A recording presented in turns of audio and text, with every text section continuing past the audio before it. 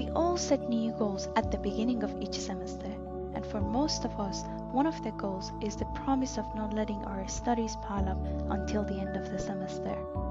We aim to keep up with class readings and battle against procrastination, but it seems that only a few of us achieve this goal. For most of us, the reality is when the exam time comes, we feel that we have failed achieving our goals again, and that's because we are not good students. But what if I tell you that you can all be great students and achieve your goals if you were taught the secrets of effective learning? Well, they are not secrets, but the truth is, you have never been taught how to learn efficiently or how to facilitate the transfer of information from your short-term memory to the long-term memory, or how to tackle procrastination. Here, I would like to share with you a simple technique that I learned during the writing of my PhD thesis. This technique is called Pomodoro, and it's a simple technique to facilitate your learning process, help you with time management, and battle against procrastination. But before giving you more information about this simple technique, you need to understand how your brain works so you learn why this simple technique is so effective. Scientists have discovered that we have two fundamentally different modes of learning. Dr. Barbara Oakley calls them the focus mode and the diffuse mode of learning. Learning in the focus mode is usually what people think of when they hear the word learning. It is using our focus attention solely to understand the information we are trying to learn. During the focus mode of learning, we are sitting down and deliberately practicing something or trying to solve a problem without distracting ourselves with anything else. The focus mode can be thought of as the foundation of knowledge, laying down the initial memory traces for us to form our knowledge base. During this mode, our prefrontal cortex area of the brain is mainly active. The prefrontal cortex is responsible for much of our executive functions that have to do with decision making and problem solving, in addition to controlling our attention and memory. When you are trying to grasp a new concept, you do not have pre-existing neural patterns to guide your thoughts. This is when the diffuse mode becomes handy. When you are in the diffuse mode of learning, you're not intently focused on so-called deliberate practice. Rather, you're just letting the limited knowledge run in the background to make new connections. Has it ever happened to you to spend a day to find an answer to a difficult question and you were unsuccessful, but the next day, when you were not focused on the question, the answer came to you? Well, the answer didn't come to you on its own. Your brain was working on it in the background, and since all those pathways you had created during the focus mode were unhelpful, your brain created new neural pathways during the diffuse mode.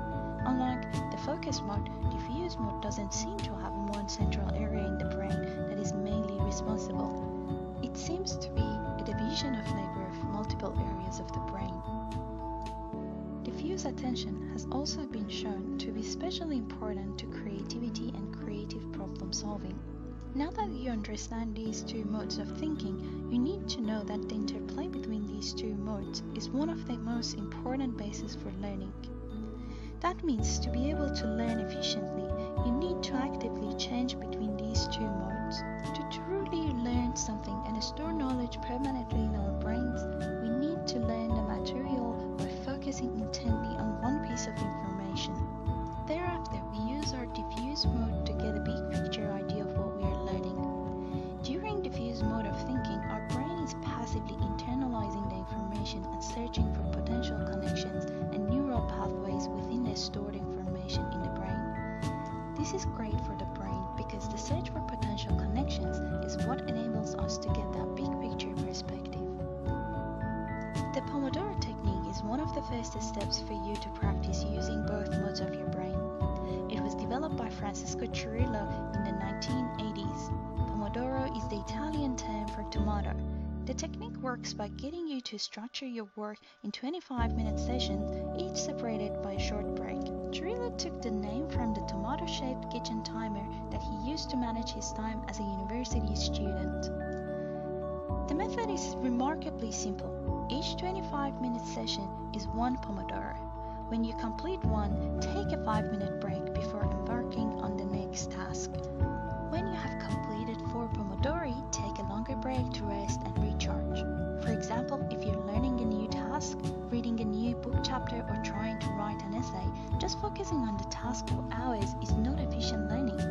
You have to learn to focus for a maximum of 25 minutes without any interruptions, including checking emails, text messages, or phone calls. Then have a 5-minute break and let your mind wander around, and then focus for another 25 minutes. At first, it might seem counterintuitive to take so many breaks throughout the day, but research shows that these can actually enhance your focus when you return to the task you're working on. During those short 5-minute breaks, go for a short walk, or drink water, or even check your text messages. But remember to avoid the temptation of working more than 25 minutes or having any interruptions during the focus mode.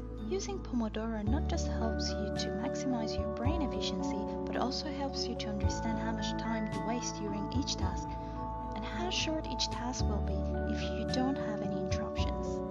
To download Pomodoro on your computer, just search Tomato and then download it on your computer, which you can use during every task. For further information, check out the following websites. Thank you.